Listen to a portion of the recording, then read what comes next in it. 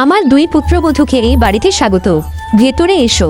তোমরা দুজনেই খুব সুন্দর, খুব সুন্দর। কেশরী মনে মনে ভাবল, এখন যেহেতু আমার দুই পুত্রবধূ এখানে আছে, তারা আমার মতোই এই ঘরটি পরিচালনা করবে।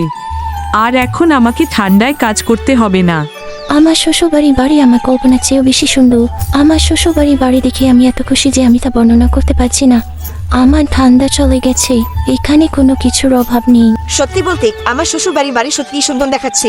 আমি ইতিহাদি কেবল কাছ থেকে দেখেছি, তবে এখানে কোনো কিছুর অভাব হবে না, কারণ সবকিছুই নিখুঁত। দুই পুত্রবধূর মুখে হাসি ফুটে উঠল।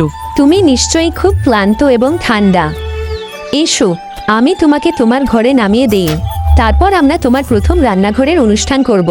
কেশরী এই কথা বলে তার দুই পুত্রবধূকে তাদের ঘরে নিয়ে যায়, যেখানে তারা কিছুক্ষণ বিশ্রাম নেয়। কিছুক্ষণ পরে কেশরী ফিরে আসে এবং তাদের প্রথম রান্নাঘরের আচারের জন্য ডাকে। তোমরা দুজনে নিশ্চয়ই যথেষ্ট বিশ্রাম করেছো, চলো প্রথম রান্নাঘরের আচারটি সেরে নিই। এই কথা বলার পর কেশরী দুই পুত্রবধূকে ঠান্ডা রান্নাঘরে রেখে বেরিয়ে যায়। কিছুক্ষণ পরে সে ফিরে আসে। আমাকে ক্ষমা করো, আমি তোমাদের জন্য উপকরণ বের করতে ভুলে গিয়েছিলাম। আমি এখনই তোমাকে এটা দেব। কেশরী রান্নাঘরে ফিরে আসে, একটি বাটি নিয়ে তাতে 6 চামচ চিনি ঢেলে দেয়। সে 2 গ্লাস দুধ এবং 2 বাটি ভাত ঢেলে একটি ঝুড়িতে রাখে। উদ্ধৃতি চিহ্ন। এই তো সব। এখন কিছু সুস্বাদু ক্ষীর বানাও এবং সবার জন্য মিষ্টির জন্য নিয়ে এসো। কেশরী এই কথা বলে রান্নাঘর থেকে বেরিয়ে যায় এবং দুই পুত্রবধূ একে অপরের দিকে তাকায়। উদ্ধৃতি চিহ্ন। মনে হচ্ছে মা আমাদের খুব সদয়ভাবে নিচ্ছেন। আমার মনে হয় তিনি মনে করেন আমরা রান্না করতে জানি না। ঠিক আছে, আমরা আমাদের মতো করে করব। চলো বানাই, আমরা আরো বানাই যাতে আমরা রাতে খেতে পারি। রাতের খাবারের পুরে মিষ্টি কিছু খাওয়া ভালো। তাই আরাধ্য আর রাধিকা দুধ, চিনি আর ভাত বের করে আরো ক্ষীর বানায়। তারপর ঘরের সবাইকে পরিবেশন করে। তুমি খুব ভালো ক্ষীর বানিয়েছো। এর স্বাদ অনেক, কিন্তু অন্তত তুমি ভালো রান্না করতে জানো। দারুণ। আমার বৌমা ঠিক আমার মতোই, সে মাত্র কয়েকটা উপকরণ দিয়েই ভালো রান্না করতে পারে। এই ভেবে কেশরী খুব খুশি হয়। কিছুক্ষণ পর সে বিশ্রাম নিতে তার ঘরে যায়।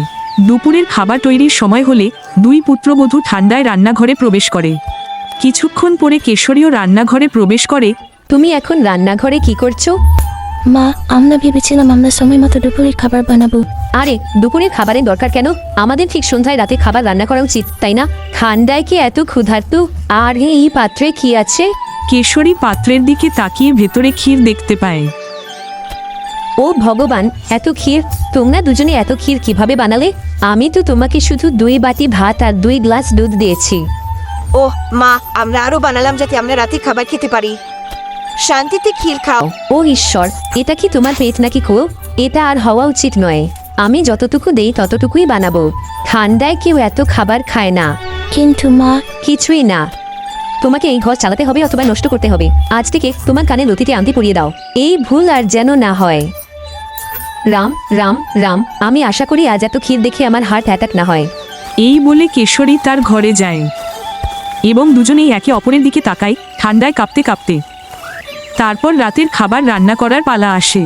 যখন দুই পুত্রবধূ ঠান্ডায় কাঁপতে রান্নাঘরে যায়, তখন কেশরী তাদের সামনে থাকে। সে ইতিমধ্যেই সবকিছু গুনে ফেলেছে। দেখো পুত্রবধূ, এটা একটা বেগুন আর 4টি আলু। আমিও ময়দা সাজিয়ে রেখেছি। এই ময়দা দিয়ে মাত্র 10টি রুটি বানানো উচিত। আমার জন্য 2টি, তোমার জন্য 4টি, আর আমার 2 ছেলের জন্য 4টি। এই বলে কেশরী রান্নাঘরে চলে যায়। এভাবে দুই পুত্রবধূই তাদের কৃপণ শাশুড়ির চেয়ে অনেক বেশি কৃপণ। রুটি বানাতে করতে সে বিরক্ত হয়। শেষে 10টি রুটির পর কেবল একটি ময়দার বল অবশিষ্ট থাকে। দুই পুত্রবধূই সেগুলোও বানায়। কেশরী এই বিষয়ে তাদের অনেক তিরস্কার করে। সে খুব রেগে যায়। প্রথমে ঘরে সব কাজ করে আর তার উপরে মাত্র কয়েকটা খাবার রান্না করে। আমি পেট ভরাতেও পারি না।